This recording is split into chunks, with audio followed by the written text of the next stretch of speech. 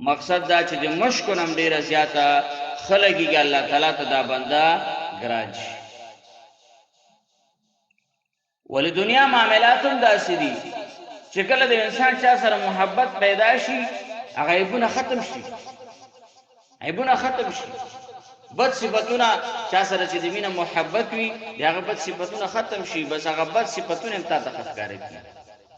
الله پاک دې بنده سره مینه محبت دومره حد ته شي چې د خپل بدبوئی الله پاک ته د مشکلم بهتر شي.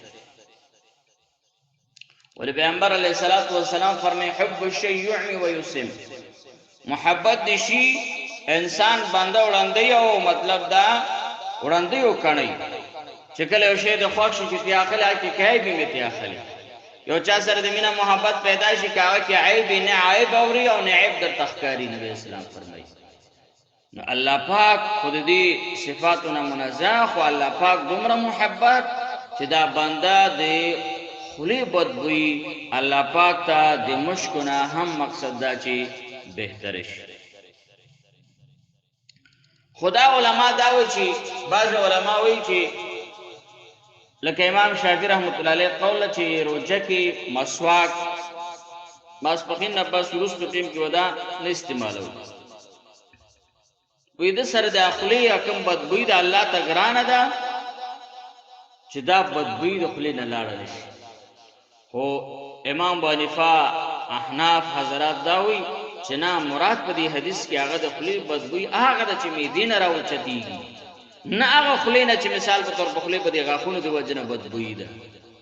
هغه د میدی بدبوئی ده. ځکه انسان چې موړي د میدی بدبوئی نه او چې کله انسان میده نه هر شي د هغه میدین یو قسم بڑاس راوچتیږي، یو قسم مثال په تور هغه بدبوئی راوچتیږي. دغه د ولګي بدبوئی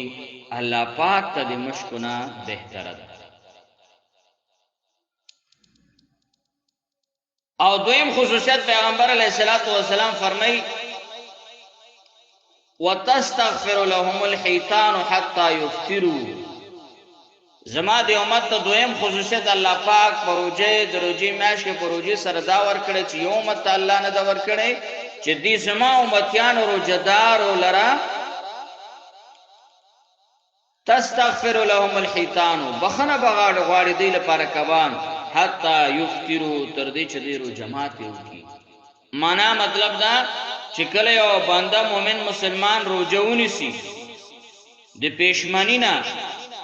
ان تر ماخامه پوری د لپاره د سمندر کبان دعاګانې د مغفرت غواړي. لکه هغه کبان چې هغه سره مثال په تور د دې بنده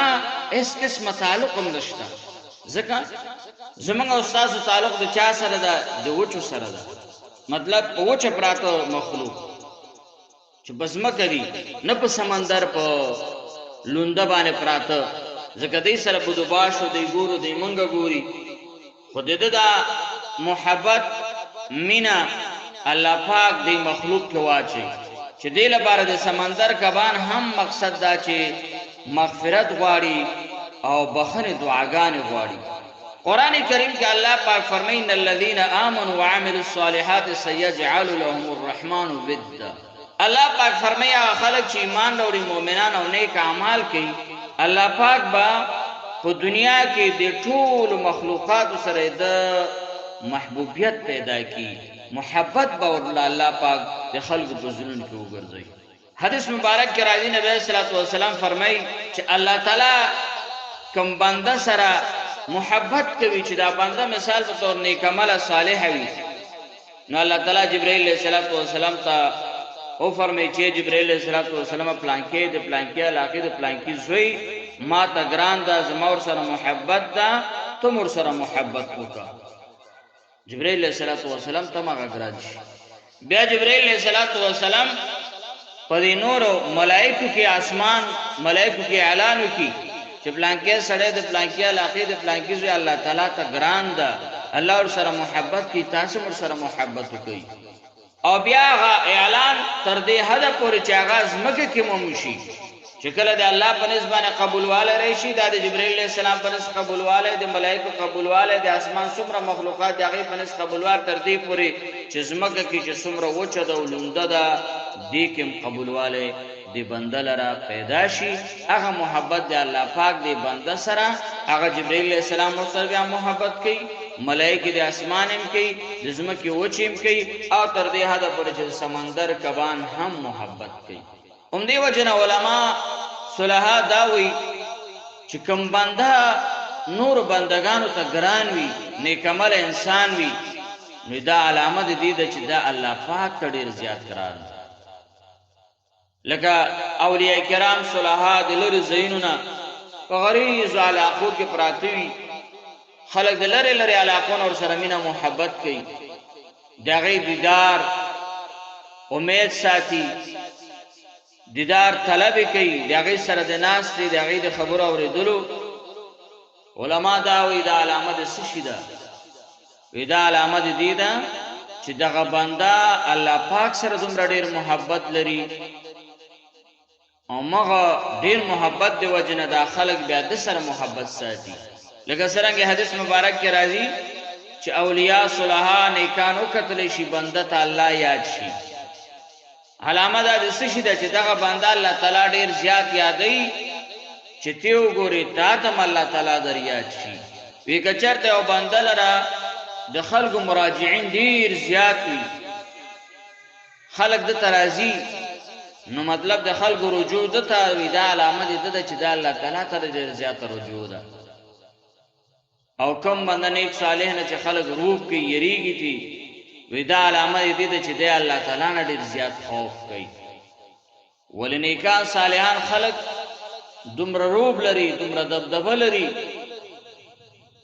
هغه روح علامه دی چې دی الله تعالی نه خوف ډیر زیات کوي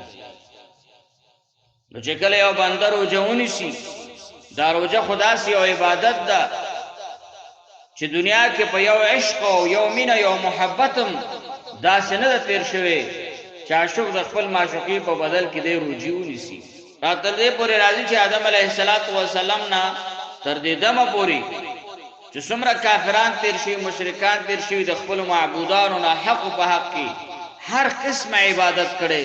سجدي کړي رکوع کړي صدقات کړي دي یوازې روزه د عبادت ده چې غیر الله پرون باندې تر اوسه پورې نه دی ورشي نو چې کله یو بنده خوراک بریدي اسکاک بریدي سره د چې خوراک سکلو اسباب برابر وي نو دا د یو محبت ده دا د یو مینه ده دی وجنه حدیث مبارک کې راځي چې الله پاک په ملائکه باندې فخر کوي او په هغه وخت کې چې کله د جماعت ټیمي او دې ته هر څه تیار یو خو لګي تندنی ولي الله پاک ملائکه ته چې ملائکه تاسو ویل چې انسان نه پیدا کو دی په فساد کوي وګوري زما د حکم نه بغیر خوږي دي خطګي دي او هر څه تنظیمات برابر دي او زما د حکم نه بغیر دی نه خوراک ته خلو وروري او نه سکلو سو اوبس شربت دس کی نو دا د بندگانو ډیر زیات چت محبت ده ول خوراک پر خودل د دنیا څومره محبتونه چې دي سوګم د چاله پر خوراک نه پیری ایو چا که شکل خپلوان رشتہ داران مرشیو نو دا روټي خړل نه چا ورته له چوغره پلانکې مرشوي دا و ته د خوراک کې استا پروا نشته نو دې ورته چې هغه مرشوي چې هغه جون دی روټي خړل نه ځکه روټي خړل نو سوق د چا د وجنه مقصد دا چې روټي خوراک سکاګ نه پریدي که روټي پریدي خو به خو نه پریدي روټي به ونه خوري زړه ته به نه کی نو خو به خو نه پریو به خسکی دا یو د الله پاک د ذات مینه محبت ده چې بنده ور سره کوي چې د الله په نوم باندې هر څه خوراک سکاګ پریدي او بیا د الله پاک دا مینه محبت ده چې د محبوب ګرځي د ملائکو د محبوب ګرځي د انسانانو د محبوب ګرځي د زناورو د محبوب تر دې حد پورې چې د زمکي د موجودات د زمکي د حیواناتو نه تر دې حد پورې چې سمندري حیوانات دغه محبوب ګرځي ولې بزرګ سره نور انسانانو ته ګران وي بیا د انسانانو زیات مخلوق د سمندر دغه ته ګران وي بیا د سمندر د مخلوق نه مطلب دا چې کم د اسمان مخلوق ملائکه دغه ډیر زیاتی هغه ته مطلب دا چې ګران شي وجه سره ځکه دا بنده الله تعالی ته ګران شوی دی دریم خصوصیت دا پیغمبر علیہ السلام فرمای ويزين الله عز وجل كل يوم جنته ثم يقول يوشك عبادي الصالحون اي يلقوا عنهم المؤونة ويسير اليك. پیغمبر علیہ السلام فرمای دریم خصوصیت د امت په وجې سره دا چې دی لپاره الله پاک به جنت خیسته کوي، هر ورځ خیسته کوي دی لپاره جنت. لکه څرنګه چې دنیا کې میلمه چې څومره حیثیت لري خلک ورته انتظامات او مغرنګي کوي، څومره چې تا ته نږدې او تا ته محبوبي همغه انتظامات کې کور صفا کې لار صفا کې. اوس مثال په تور ودونه کېږي ناویانې چې راځي ګوره هغه لارم صفا شي، کورم صفا شي، کورم رنګ شي، هر څه برابر شي. د څه د وجې نه دلته نوی میلمنه را روانه ده یا عام یو میلمه راځي ستا چې څومره محبت ورسره همغه هغه صفایانې وایي چې کله مقصد دا روجې میاشت شروع شي نو هر ورځ جنت ښایسته کولی شي او هغه حورو ته زیری ورکولی شي چې ډېر زر ده چې زما بندگان صالحان روجهدار د دنیا مشقتونو نه مطلب دا چې ځان نه وغورځوي او وفات شي او زر ده چې تاسو ته به راشي دې حورو ته به وایي او دی جنت ته الله پاک وای. سلورم خصوصیت دا پیغمبر علیہ الصلوۃ والسلام فرمای وتصفد فيه مرضة الشیاطین فلا يخلص فيه الى ما كانوا يخلصون اليه في غیره. پیغمبر علیہ الصلوۃ والسلام فرمای بل خصوصیت هغه دا چې په دغه میاش کې به هغه سرکش شیطانان وتړل شي. تړل د دې شیطانان هغه دای دی بندل لپاره د اعمال لپاره اوزګارتیا د اعمال لپاره خلاصون چې د شیطان د قبضینه خلاص شي او د عبادت ته مقصد دا چې برابر او تیاری.